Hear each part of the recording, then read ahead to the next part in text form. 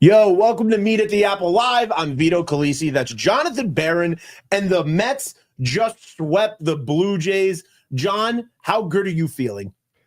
Well, hello. We're back where we belong. I felt like 2025 is really just kind of a big continuation of 2024. Different cast of characters, obviously, but it almost feels like the offseason never happened in a weird way.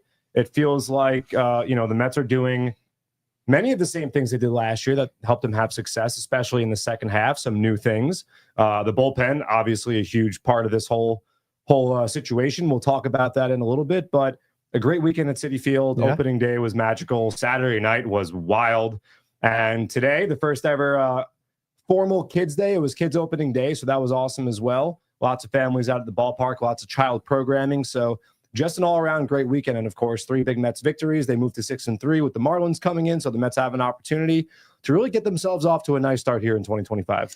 Yeah, I don't know why it feels so good for me for a sweep against the Blue Jays specifically, but I think it goes back to 2023 because if you remember, when the slide started in 23, it was against the Blue Jays. It was Father's Day weekend. It was Mets Hall of Fame. It was not Father's Day weekend. It wasn't Mets Hall of Fame. That wasn't the same weekend? No, it was 2, 3, 4. Got it. Okay, so it was close. It was, oh yeah, well, that was an important month for you. That's not why. I just remember it because let's see. So that year we had our pyro, in-game pyro. Yeah. For half the season. That was the first game of the package. The first hitter was George Springer. He had a leadoff home run. And I remember thinking to myself, oh, crap, we didn't really tell people that, like, don't go into the black in center field because he hit into the black in center field. And I was like, we need to start making announcements because if a Met home run went in there and someone went to go chase it, which you definitely could, yeah, that could be a sticky situation. Do not do that. You should not do that. That is not something you should do. And we're making that announcement. But yeah, so I remember in 2023, that was like the start of the slide. And so going into the series, obviously it's a different scenario. We're not in June. We're in, we just finished March, but it feels really good to get a sweep early. I was looking until I think like April 14th to the 17th against the Pirates. That was when we got our first sweep last year. Yeah. Also, like the first time we got 2 games above 500 last year was against that series, which is funny because if you look back at last year, I don't think you would even remember the team getting a sweep that early, getting above 500 that quickly, because we remember the first run, but I feel like that first run gets forgotten. Yeah, I mean, that was obviously the 0-5 start, but then they won the 7 straight games. That was before they went to LA, and then the 7th win was the Friday night game that you were at, the Lindor home run.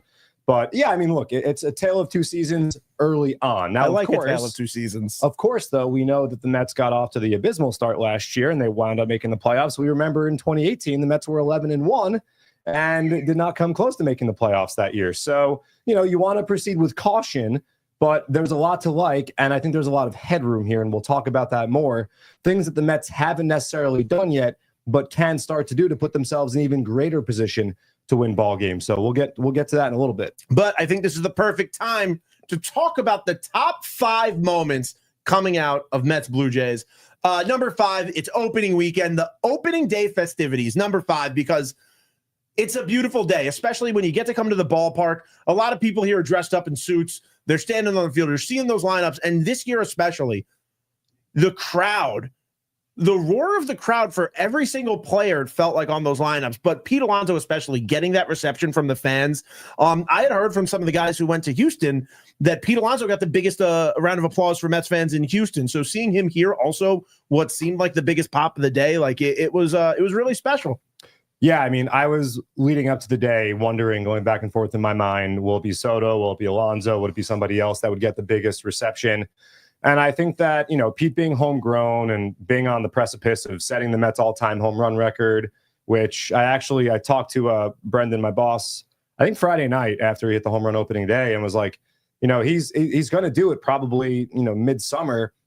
What are we going to do? And we saw Alex Ovechkin break the NHL goal record on Sunday, and they stopped the game, and there was a whole ceremony. And, it's going to be a very, very big moment in Mets history. So, there's no wood here. That's probably not wood. That's wood. That sounds. I know wood when I knock on wood. That's wood. That's not wood. I guess the bats are they? Yeah. I guess they have to be. Yeah. It can't be metal. But whenever it comes, hopefully it's here at Citi Field. We can have an amazing, magical moment. Pete is a Met, and he continues to just come up huge, whether it's the home run in Milwaukee or the 3-run home run he hit in Miami, or the grand slam he hit in Miami, or, you know, kicking things off on opening day, just getting the party started with his 2-run home run in the first inning. That's our guy. So like you mentioned, suits, bunting all around the stadium. I love bunting. Hey, bunting's the best. A packed stadium, a packed house. Couldn't even walk on the concourse. It was one of those days at Citi Field. Opening day is always the best, right? There's nothing better. So a fun day. The first ever mascot race happened that day. Yeah. It was a fun day for sure. All right, number 4, first walk-off of the year, Francisco Lindor walk-off sac fly. And that game in general, and we'll get more into it later, but 37,000 fans sitting in the frigid cold, 27-degree temperatures. Where did you get that number from? I heard it on the radio today. It was not 27. I'm telling you, I heard it on the radio. 27 is sub-freezing. It was like 45. Okay, first 27 isn't sub-freezing. Yes, it is. Like it's sub-free. Like, what do you mean? 32 is freezing. Is freezing in Fahrenheit. 27 is not that much, anyways. 27 is not that cold. What are you saying? Just saying it's not that No, cold. 27 is cold. 27 is cold, but I heard freezing is 32. Zero in Celsius. We were playing the Blue maybe Jays. it was the feels like it was with the wind. It was 27. But I heard the number 27. Hold on, I'm going on MLB.com. Sorry, I thought I saw you say that somewhere that it was like 27. I was like, it was not 20. It's here. Weather 45 degrees and cloudy. Okay, on the box. I heard 27 degrees on the radio. Mm-mm. You know, you had all day to tell me that. 18 degrees off. You had all day to tell me that. Where is it on here? No, it's not on our Run show. Okay, but anyway. 27-degree temperatures according to some radio. Who said it? Platforms. Was it Pat McCarthy? Pat, was it you? I heard it yesterday I was driving and I heard it. I don't know, man. I thought I heard it. Maybe I didn't. This is a big time waster. The point is, it was cold here. It was raining right before the game started. It was windy. It was a brutal day. Those are 4 things I can agree with. But for the fans to be as loud, as engaged, to stick out that entire game, and then the energy coming through, and we'll talk about some moments and how the fans made an impact. But yeah, first walk-off of the year. Get it done early. Yeah, no, that was very exciting. The Mets started to put some hits together in the 6th inning and the 7th inning, but they couldn't get a run across the plate. The bullpen did a great job keeping the Mets in that game. And then in the 8th inning, with 2 outs, Jesse Winker facing the lefty, which we spoke with Mendy about this morning, giving him a chance to hit. And he puts one off the wall. George Springer comes up a bit short. 2-run score. Winker has his second triple of the game. So, it was just a real never say die attitude. And then, you know, I thought it was a little poetic that Jeff Hoffman is the guy that John Schneider turned to in the 9th inning to try to get out of that 1st and 3rd situation. And Hoffman was one of the guys who the Mets had a lot of success against in the NLDS last year when he was a Philly, a big price acquisition in the bullpen by the Blue Jays. And once again, the Mets got to Jeff Hoffman. So kind of like that. Yeah, I mean, look, the magic to the Mets' success, the recipe to the Mets' success last year was attacking bullpens, just staying in games late, always staying within striking distance. And you got to give credit to them. That's what we've seen the entire season so far. I mean, all the games they lost, they were in it till the final at bat. So that's what you want. That's what you could expect from this team. They're going to stay in it. The pitching is going to keep them close. It's on that lineup to just come through in those big moments. And we are seeing guys have those moments. But I brought up the bullpen. I think number 3, this Mets bullpen. We told you this in the season preview. We told you this at spring training. We did. We said this bullpen was going to be elite. And so far, this bullpen is absolutely locked down elite. Dare I say, better than I anticipated. 1.29 ERA right now. The Mets as a whole staff, starting and relieving, 1.91 ERA, which is the best in baseball. By the way, so the Mets 2.40 starting pitcher ERA is the best in baseball. Do you know, Hunter, do you know who has the second best starting pitcher ERA in baseball as a team? The Los Angeles Dodgers. No, the Rockies. And they have 1 win, which is crazy. Honestly, could have been my last guess. I know. Well, especially the Rockies, not exactly known for pitching greatness other than Ubaldo Jimenez. That's probably the only one. And Mike Hampton. But yeah, it's been incredible. And everyone in the bullpen is getting the job done. Carlos Mendoza today in the 8th inning, bridging the gap, goes to AJ Minter. He could have gone to Ryan Stanek. He used Reed Garrett a little earlier. Reed Garrett on that inherited 6 runners. He has stranded 6 runners. Max Kranick today, when David Peterson left with the bases loaded, comes in, gets out of a jam, then completes the entire next inning. A 4-out job by Max Kranick, really bridging to the back end of the bullpen. We've seen with Huascar Brazabon when he's come in, 7 1/3 scoreless innings. Kranick, by the way, he has faced 22 batters this year. He has allowed 1 guy to reach base. He has literally retired 21 of 22 hitters faced. So he's been a revelation.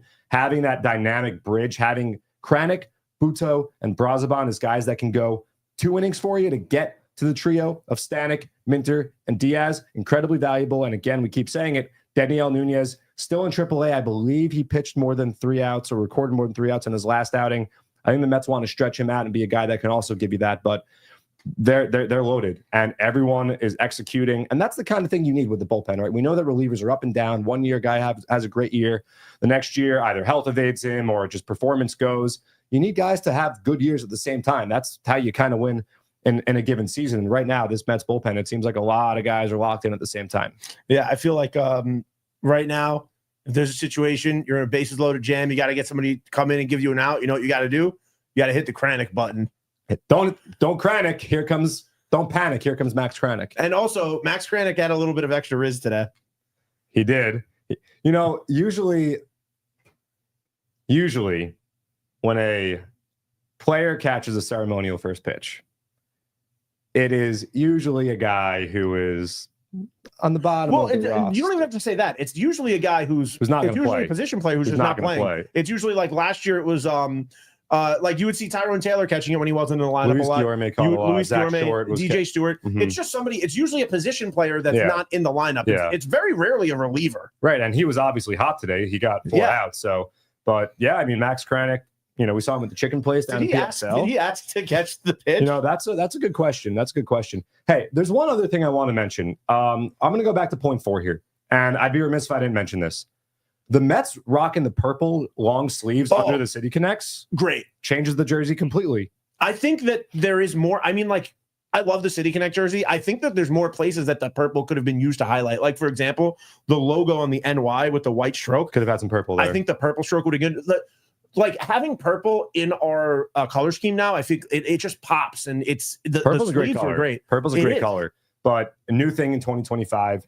And whoever made that decision, I'm trying to do a little investigating, figure out how that came to be. Last year, I remember hearing that it was going to be implemented into the jersey the following year. You can't do that though. You can't change the actual jersey. No, it was going to be implemented into they couldn't change the under last year. Right. Yeah. Oh, you heard that the purple undershirt was going to be a thing next season because that's part of like the package that has to be presented to MLB before the season starts. I remember hearing that they're gonna switch the purple in next year because the purple was like they were selling so much purple stuff, especially with what happened last year. Yeah, looked amazing. It did. Yeah, it's purple's a great color. It pops. It's cool. It's different. Like, you know, it's only the Rockies, and then.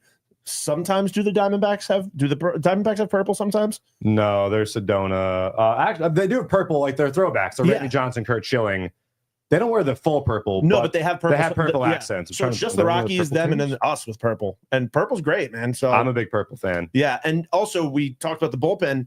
I want to play a clip because we're going to play an interview tomorrow. Purple with. No, I'm trying to think if there's any other purple. Tomorrow we're going to play an interview with Carlos Mendoza that we did today. But we're going to play you some clips from it today because there's some stuff that really pertains to our conversation. And Brazabon being locked down this year, we got to talk to Carlos about the difference between Brazabon this year versus last year. And he gave us some really interesting insight on why Brazabon may have struggled last year. So, Hunter, let's play that clip.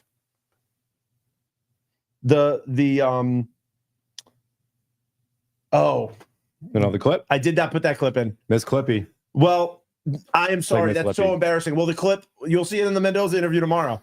We're shot McGott on that one. Oh, man. But it's okay. What a brain blunder. It's really interesting. It's 27 all over again.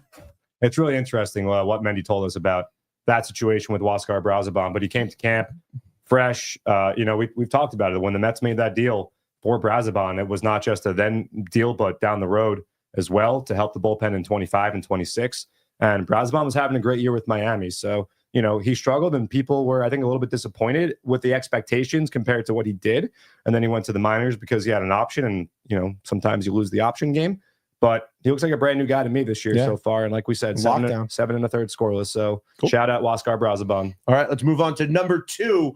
Look, there was some debate on where this one should fall. The importance of it makes it a 2. I thought thematically it should be a 3. But number 2, Winker's triple. Just to get the team back in the game, that late inning magic Mets, and also just it being Jesse Winker because it adds that little bit of extra pop. It adds that little bit of extra, like, the Jesse Winker giving us his "Are you not entertained?" arms up in the air, and off the wall. Springer, luckily he was able to return back into play today, so it wasn't a serious injury. But it's just the Mets being hot, man. Yeah, and like we talked about, Jesse facing the lefty there. Marte had been used as a pinch hitter earlier in the game for Hayden Sanger. Who got his first hit at Citi Field today? Yes, he did. So congrats, Hayden Sanger. But for Mendy to stick with Winker, and we talked about this with Mendy as well earlier this morning. You've got Soto, who it doesn't matter, righty, lefty. There's no platoon advantage for the pitcher. Brandon Nimmo has been one of the best left-handed hitters against lefty pitchers in baseball for the last 5-6 years. And we saw Jesse Winker get it done in a big spot there also. And like I said, the Mets at first and third with, I think, just one out. I think that was the situation. Yeah, Soto was on first. And I think Vientos made an out, or Vientos walked out. I forget the sequence, but there were 2 outs. And after the Mets stranded guys in the 7th inning and the bottom of the order was coming up, you were kind of like, man, like if he doesn't get it done here, I don't feel so great about this. And he comes up huge. Thought it was gone for a second. There was a bit of confusion there, but ball rolled away from George Springer. Like you said, George is good, stole a base today, so that's good to see as well. Congrats to George, UConn Husky guy. Okay. So yeah, he played baseball at UConn. So the UConn Lady Huskies are national champions once again. Wanted to throw that in there since Hunter mentioned that to us earlier before the show. But yeah, Springer's okay, and just a huge moment for Jesse Winker. That's the example of everyone getting it done. A new hero. There's really been a new hero in all these victories, which I love. Yeah, that's true. But I mean, look, that brings us to number one because there's been one consistent hero in all these games, and to start the year. Pete Alonso's just on a heater. It's the best start he's gotten since 2019. When I was looking back at his 2019 numbers, by the way, and I actually forgot how good his first 10 games was when he debuted with this team. But this year, Pete Alonso off to a crazy start. And what does he do on opening day? Gets that love, gets that embracement from the fans, and then his first at bat back here at Citi Field at his home goes yard. I was sitting in section 106. When that ball went over, dude, I can't even tell you how loud my section was, how pumped people were. And then the curtain call, Pete comes out, throws the hands up, everybody goes nuts again. It was just one of those moments where you were like, oh, this is going to be something special. Like if you went to the ballpark with your dad today, you went with your mom today, this is one of those moments you're going to remember and talk about years later. Yeah. Magical moment. And to hit it against a really good pitcher, by the way, in Kevin Gossman with the nasty splitter. And it was a display of Pete's power in that instance. I mean, a pitch really, I don't even want to say on the outer half. It was off the plate, and he just flicked his wrist and deposited it over. I think it was Springer in right field on Friday, over his head, on top of the little area there by the Cadillac Club. Magical moment, like you mentioned. We said this with Mendy this morning. I don't remember the last curtain call here. I really can't remember it. But if there was ever a situation for one, and you felt it immediately, he rounded the bases, and I think Nimmo came up after, and Nimmo stepped out. Which, shout out to Brandon Nimmo. He stepped out and he let Pete have his moment. And that was cool because I hate when a curtain call happens while a pitch is being thrown and both things are happening simultaneously. It kind of takes away from the moment. Nimmo stepped out. Pete had his moment, a magical moment on opening day. And, a way to start the game that was absolutely perfect. Gave Tyler McGill a quick 2-0 lead. He settled in, gave the Mets a nice performance. And the Mets are off and running to another victory during a home opener. Hunter, can you keep them in the comments? Let us know if anybody is able to guess and remember what the last curtain call was, because I feel like in the back of my head, I kind of remember Jose Iglesias possibly doing one last year. Curtain call? I feel like in his 2 home run game, I feel like the crowd was begging for it, and I feel like he popped back out and gave a quick wave. Against Colorado? Maybe. I don't know. It feels familiar, but I also can't. I wouldn't swear on it. But if anybody in the comments pops in and they can remember what the last curtain call was, we'd love some of your input. But yeah, really fun weekend at Citi Field, and it all gets capped up. That was our top 5. Pete Alonso going yard was number 1.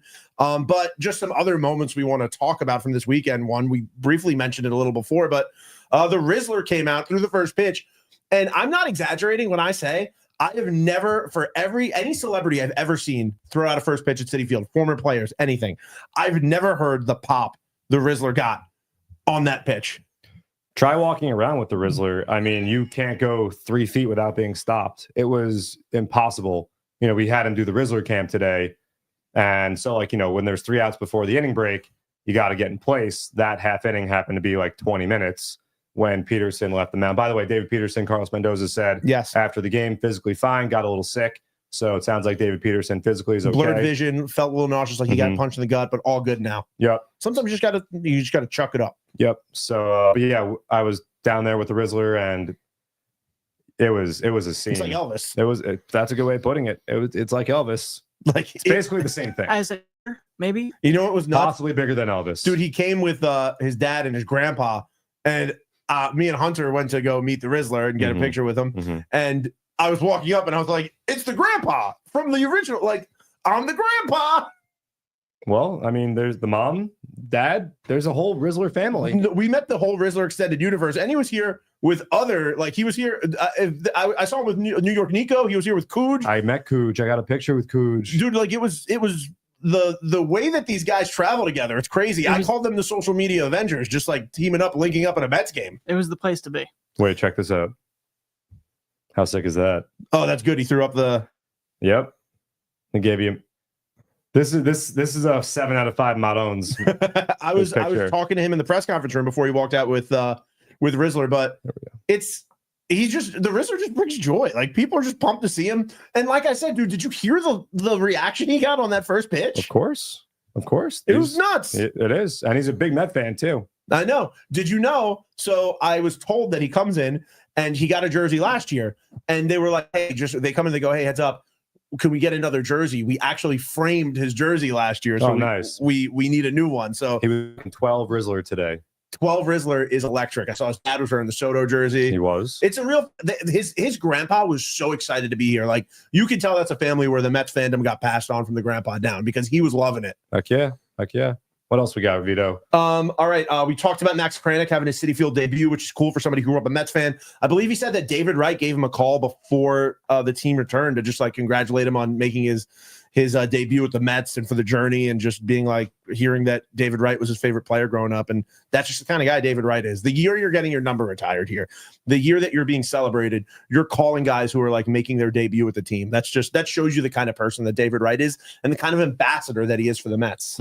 Also want to shout out the entire content team, Danilo, Donnie, Anthony, Mo, Josh Roseman, Amanda, for all the work. Bobby Clemens, Taylor, Jake, everybody. That video, I mean, it's incredible. If you heard it, the kind of like gritty, new, like reimagined version of Meet the Mets.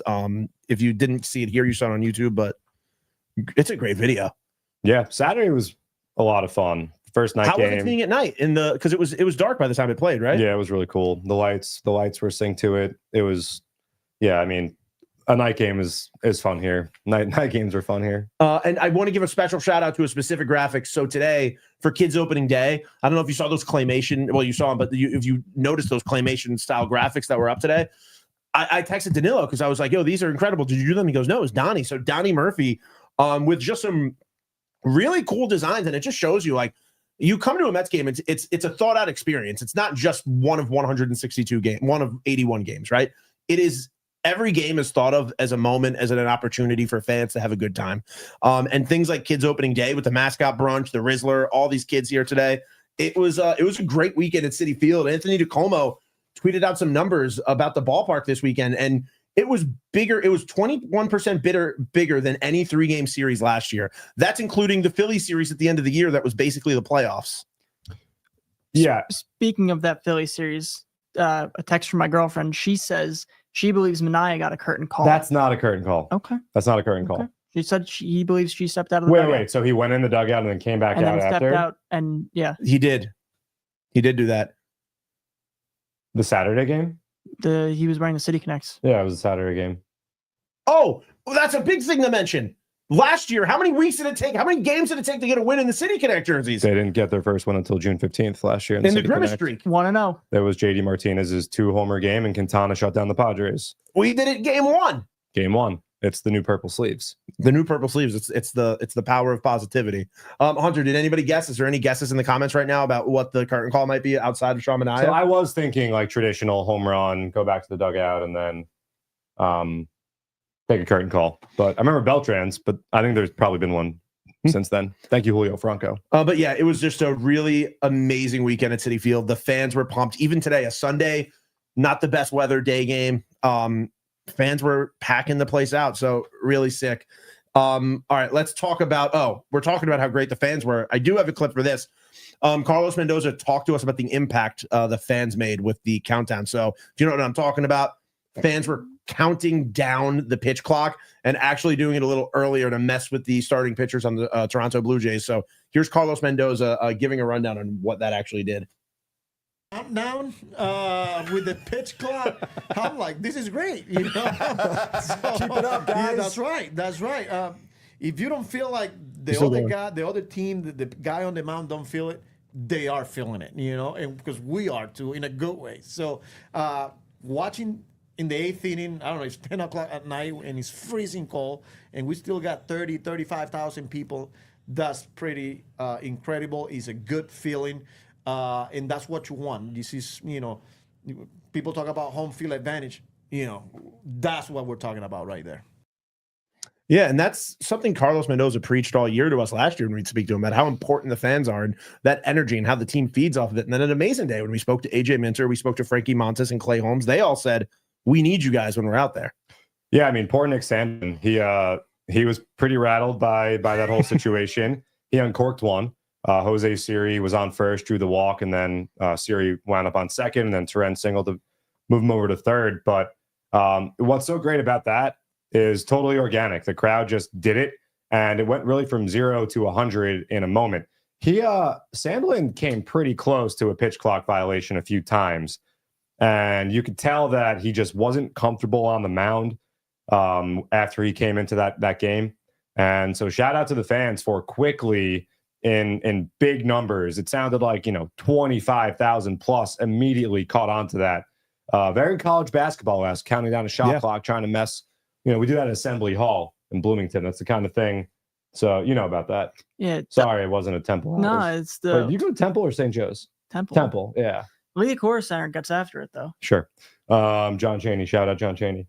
But yeah, no, awesome. So I hope the fans keep doing it. Yeah, me too. Organic and just, like Vito said, anytime that the fans can help make an impact, and they 100% do, it's what it's all about. Make this place hell on earth for whatever team comes into town. That's what Citi Field's all about. That's what the light show is. The light show is the fans getting involved in creating an intimidation factor, helping the aura of the stadium when somebody else is coming in, making it like, hey, you want people to think this isn't an easy place to pitch. I remember last year when Rob Thompson said about Citi Field that it's an intimidating place to play at. And all I was thinking was, wow, you're the manager of the Phillies, which is known as one of the most hostile environments in baseball. Oh, and he said Citi Field is a hostile environment. And when he said that, I was so proud of this fan base. And I was like, that's sick, because that you're hearing it from is it the horse's mouth? Is that the phrase? Yes. Also, a bunch of people jumped in the comments and said amalgamation was the word I was trying to say the other day. Yeah, you didn't really come that close to that one. No, but you guys also were acting like that's not a word that exists at the time. I was saying I had no idea where you were trying to go with it, honestly. I was just confused. But I appreciate those two people who jumped in the comments and were like, it's amalgamation, like that's what you were looking for. So thank you. That's big. Should we jump into the injury update from Carlos Mendoza? Sure, let's roll it. All right, so this is Carlos Mendoza updating us on Jeff McNeil and Ronnie Mauricio. Continue with his baseball progression. He was scheduled to take batting practice on the field, but because of the weather, that's not happening. He's still indoors here in the cages, going through his routine. I think doing everything that he can, fielding ground balls, throwing, running, hitting. Hopefully he continues to trend that way, and we'll see him playing in rehab games here pretty shortly. Ronnie Mauricio is down in Port St. Lucie. Same thing. The reports that we're getting, he's in a good place. He's in a good spot.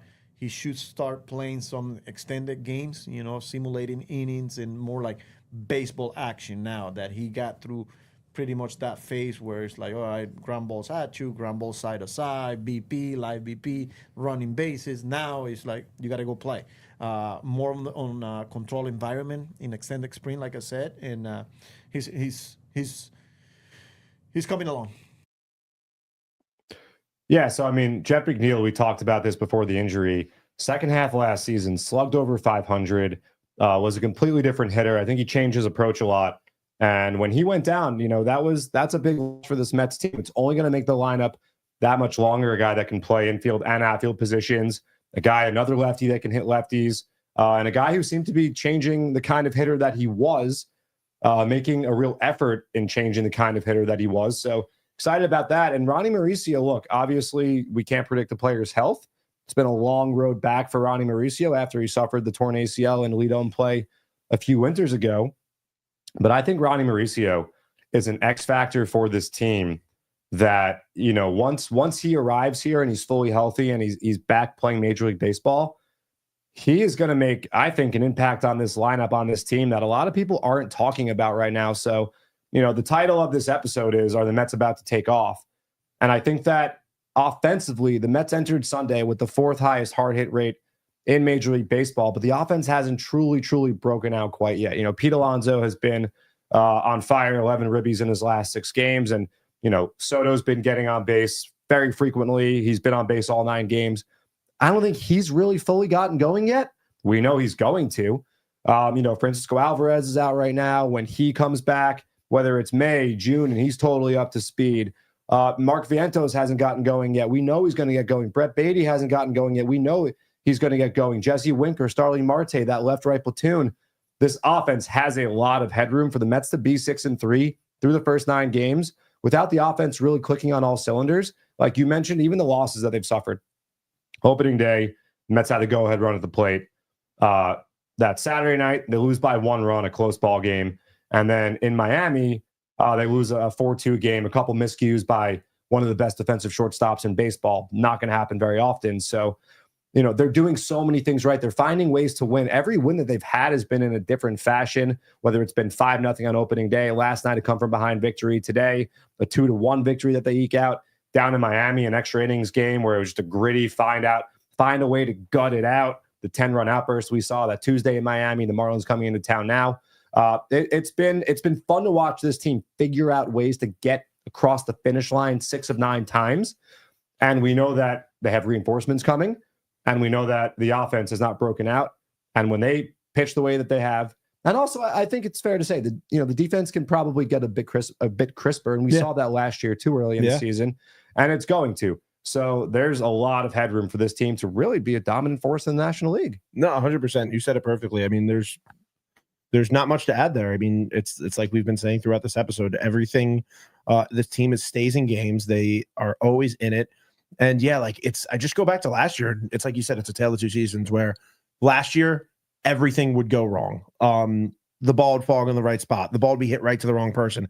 This year, we're seeing the other side of that when they're, things are going right for this team, when things are like Jesse Winker's ball last night, it's just high enough to trip George Springer up, right? Last year, we weren't getting those wins early in the year. So it's really relieving to see that right now. And I think they're going to capitalize it. I think they're going to continue to grow off of that. And they have a chance here to really have a strong start.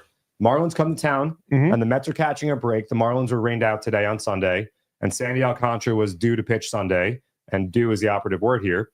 So he was going to pitch tomorrow against the Mets, but Sandy and his wife are expecting a baby girl, and he's going to go on the paternity list. So the Mets are going to, congrats to Sandy. The Mets are going to not see Sandy Alcantara this week. So catching a bit of a break there. So a Marlins team that already doesn't have a whole lot of expectation around it. Whenever you're facing them, you don't want to catch them at the wrong time. Like the Yankees go to Pittsburgh this weekend, they didn't see Skeens. Yeah. Skeens pitched before the Yankees got to town, so they missed him.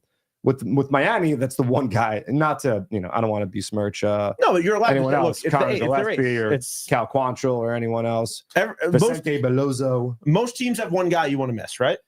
Yes, and that is clearly the guy that you want to miss with the Marlins. So, but after that, the Mets then get on a plane. They go play Sacramento. Which is going to be interesting. In Sacramento. The first time a lot of guys on this team have played at one of those types of parks. Yeah, I think the run environment will probably be high in Sacramento. The A's are 4-5 right now, so we'll see. Do we see Sevy? I have not forecasted the Athletics rotation that far out. Sorry. And then the Mets go to Minnesota, and they'll see Harrison Bader there. Oh, man. You want to talk about weather. I mean, you can get a snow out in Minnesota this time of the year, so we'll see how the weather cooperates. But with Miami, and then you go to Sacramento, go to Sacramento to play the Athletics, or not the Sacramento A's. And then you go to Minnesota. They're just the Athletics. The Mets have a chance to Look, you don't want to be 11 No, we games did under this last 500. year. We also did this last year where we were like, hey, this is a chance where the Mets can get some cushion and get some games You in. don't want that. Kidcaster. Sevy pitches tomorrow, so it's most likely he'll pitch Saturday or Sunday. Okay. Tomorrow's Monday. Tomorrow's Monday. So yeah, the Mets will probably see him. Hey, then that'll be fun. It'll be fun to see somebody that, was a major part of this team last year, and the Mets were able to help put in a position to get to where he is now. What about Jeffrey Springs? That's a guy that I do not want to see. You don't look into Jeffrey Springs? No, I just was looking for Sevy. We're just talking A's now. Also, just about the Mets this week at home for the final 3 games, one big thing fans should be here for is tomorrow night, or whenever you listen to this, Monday night, Kodai Senga will be making his first appearance at Citi Field since the end of July. So, and you know what? When I said to you, hey, is this the last time Kodai Senga pitched here? And you were like, it seemed, you thought maybe he might have. I realized why. We watched the watch party here. Right. Yeah. So you were probably, if I had to guess of why you were like, oh, wait, it seemed like it was because we watched the watch party here, which was like a sellout crowd in the bowl. Yeah. But yeah, the first time since that was July 26th or 25th, Kodai Senga 26 pitched the against Friday night game. The Braves. This is his first game at Citi Field. So I really want to see the fans show up, give Kodai that love, give Kodai that support, because it's going to be another electric game here. And it's going to be interesting to see the game plan that Kodai takes into that outing with him, because he had 8 strikeouts against the Marlins last week. He's facing them again. So back-to-back starts for him against Miami. And the ghost fork was a pitch that the Marlins lineup just could not lay off of. Yeah. And I do wonder if the Marlins, having seen him, face him again for the second time in 6 days, I think it is, pitch Tuesday. So second time in 6 days, do they spit on that pitch more in 2 strike counts, expecting, were you going to say something, Hunter? What? No, keep speaking. Okay. Expecting to see that in 2 strike counts. And does Kodai try to maybe sneak a couple fastballs by guys and confuse the Marlins, really, expecting the local and getting the express, if you would? I would like Hunter to look something up while we talk about the next thing. I believe Kodai Senga made his debut at Citi Field in 23. It was against the Marlins? It was against the Marlins. I believe he played the Marlins right before or right after. He made his major league debut in Miami. He struck out I think it was double digits. Yeah. So I would like to see the comparison between both games, because McGill pitched opening day, the home opener. No, we're living in a cycle against the Marlins. Yeah, kind of in a way. How many strikeouts did he have that first game? 8 in his debut. Yeah, it was 8. Yep. And then they're going to Oakland. Yeah, that's right. He pitched that Friday night game when there were I think the Mets scored 17 runs. There were a ton of walks. And then it was a Saturday day game opening weekend against the Marlins here. Yes. I took my mom. Yep. So, no, excited to see him. And Clay Holmes also will make his Mets home debut on Tuesday night. So get out to the ballpark, guys. It's gonna be fun. And another backstory I want to give. I heard Howie and Keith talking about this on the broadcast, but Bartolo with the torpedo bat. So I found out. So do you know the chain of events that transpired for Bartolo to get this bat? I've heard some rumblings. All right. So it starts with Alyssa Rose having the idea, texting Will Carafello saying, Will, can we get Bartolo Colon a torpedo bat? Will Carafello hits me up, says, hey, I know you talk to the Victus guys a lot. Can you get a torpedo bat? And I'm like, yeah, let me hit them up. I hit up the torpedo bat. I hit up Victus. They go, yes, we'll have it to you tomorrow. Pat McCarthy's brother is a Victus rep. So Pat texted me a picture of a torpedo bat, and he's like, I got the goods. I guess he was listening when we did that. No, his brother hit him up. Oh, okay. So and then he didn't have my number, so he hit you up because he had your number. Me a picture with a bat. So then I get his number. I text him. I get his number from Keith Rad. I meet Pat because Pat's brother is the Victus rep who brings it in the next day. So it goes Alyssa Rose, Will Carafello, me, Pat McCarthy's brother to Pat McCarthy, to me, back to you, back to Will Carafello, back to Will, back to Bartolo Colon. This is the Zach Galifianakis meme. The E equals MC squared with the it's not a rhombus. But it's just triangle, not a triangle, but it's a cylinder triangle. And the bat said Bartolo's torpedo, but it was just such a funny, I was one piece of it that didn't even know the whole scheme of it until I heard Howie and Keith talking about it. But yeah, Pat McCarthy's brother saving the day, bringing that in to Pat running it in, passing off the baton, and then Bartolo gets that torpedo bat. And Mets had a viral tweet. Yeah, Mets had another nice tweet. I mean, the Mets, the Rizzler tweet today was big. I had a big tweet off of the Mets with Pat Beers. Yeah, Pat Beers, designated driver of the game. Real quick, I think we covered a lot of the Mets stuff, right? Yeah, I think we should. You think it's time to hit Future of Flushing? Oh, I know it's time to hit Future of Flushing, because the minor leagues got full go underway on Friday. The Smets had that, by the way, that's the new name for the Syracuse Mets. The Smets, they had started when the Mets started their season, but now we got Binghamton underway, the Brooklyn Cyclones, and the St. Lucie Mets, and some really big performances down in the player development system. The first one, Jack Wenninger on Friday, 2023 draft pick, had a big strikeout season. University of Illinois guy on Friday, struck out 7 in the season debut. So love that. Today, Sunday, Nolan McLean made his debut. A guy who, look, I'm not saying he will, I'm not saying he won't, but don't be surprised if he does. He was a college guy, and if he keeps this up, he very well might be here at Citi Field before the season's over. He struck out 8 batters, didn't walk a single batter in 4 innings of work. You know that nasty slider, and he runs it up on the miles per hour. I'm going to do one more. You'll finish it out. Matt Allen. I know this one was all over Twitter today. He returned to pro ball in an organized, real regular season game on Sunday, and he struck out the side. He's throwing upwards 97, 98. He's only 23 years old. The Mets gave this guy a big bonus to forego his commitment to Florida State. He was one of the premier pitching prospects in that 2019 draft. The Mets really changed their strategy with their draft pool that year to secure Matt Allen. And, just so happy that Matt Allen is back and having success, and definitely a guy that you all want to monitor, or you listen to us and we'll tell you what's going on because we're monitoring it for you. But super, super happy to see Matt Allen, not just back on the bump, but also getting swings and misses. The Kidcaster, who I want to give a shout out because he also runs the Mets player dev page. So if you follow Mets player dev, Hunter's the one just doing a lot of hard work, really like monitoring 6 levels of Mets minor league baseball and just getting as many clips as he can in there. Thank you. Yeah, the Hall thank you. monitor. So Kidcaster, what do you got? I would say, just to put it into perspective, Brett Beatty was in that 2019 draft with Yes, Matt he was. He was Allen. the Mets So first just to round pick. put it into some perspective for Mets fans, that's how long Matt Allen's been in this system. Obviously, we've been hearing about Brett Beatty for a while, and now he's on the major league team. Just so it'll put it in perspective of You how said long. put it in perspective like 4 So many times. times. Context is key. Yeah, exactly. Context is key. Matt Allen's been in the system for a long time. So to see him get back healthy and to look really good today was really encouraging. I'm glad you put that into some good perspective for us. You're welcome. All right, let's talk about the Brooklyn Cyclones because the Brooklyn Cyclones went off yesterday.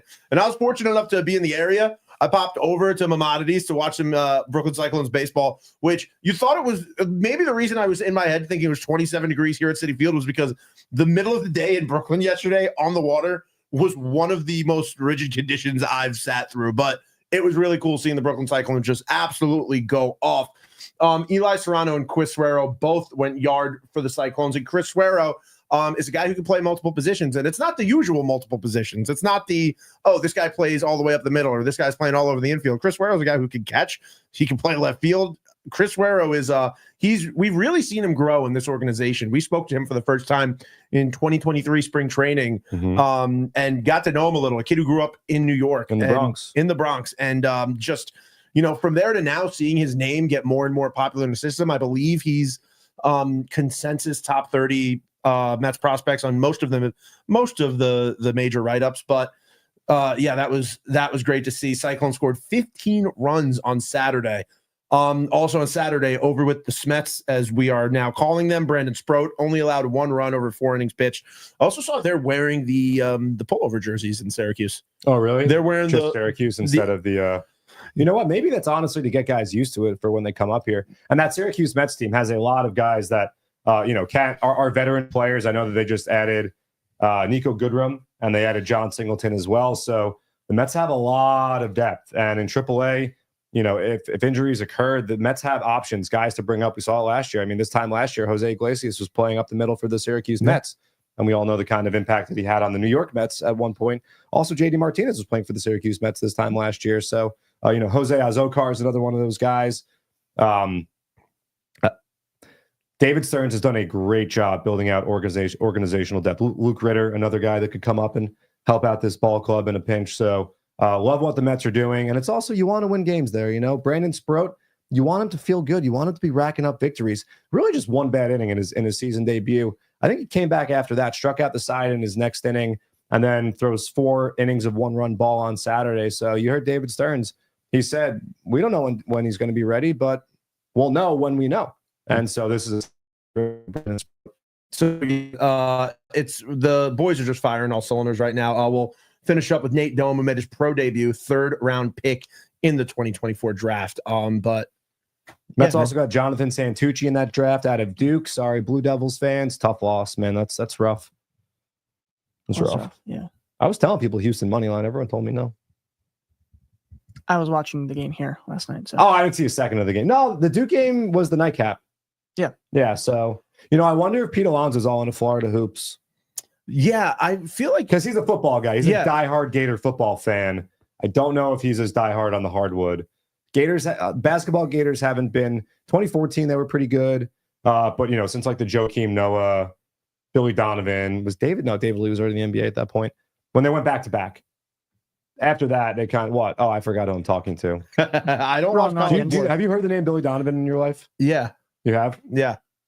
And you know Joakim Noah. I know Joakim Noah. Yeah, I play for the Chicago Knicks. Bulls. Yeah.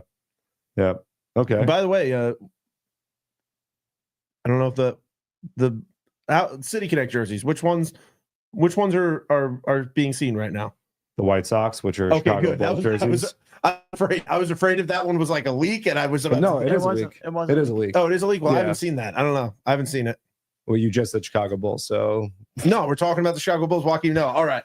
Look, we didn't put it on the internet.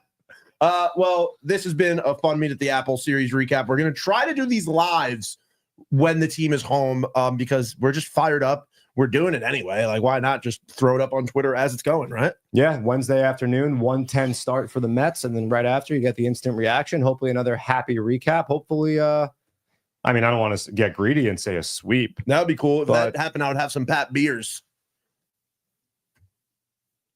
Well, okay. I just like saying the name Pat Beers. That's the sickest name. Pat Beers, if you're listening to this show, hit me up on Twitter. My name's @VitoFKalisi. I would love for you to call into the show sometime. But thank you guys for listening. This has been Meet at the Apple. I'm Vito Kalisi on Twitter @VitoFKalisi. John @JMB9191. Hunter @Hunter Talbs also runs @MetsPlayerDev. If you want more minor league info, follow @MetsPlayerDev. And listen to our Carlos Mendoza interview. You heard some clips of it here. We're going to play it in the morning tomorrow. So make sure to check that out. But thank you guys for listening, and we'll see you next time at the Apple. Let's go Mets, baby.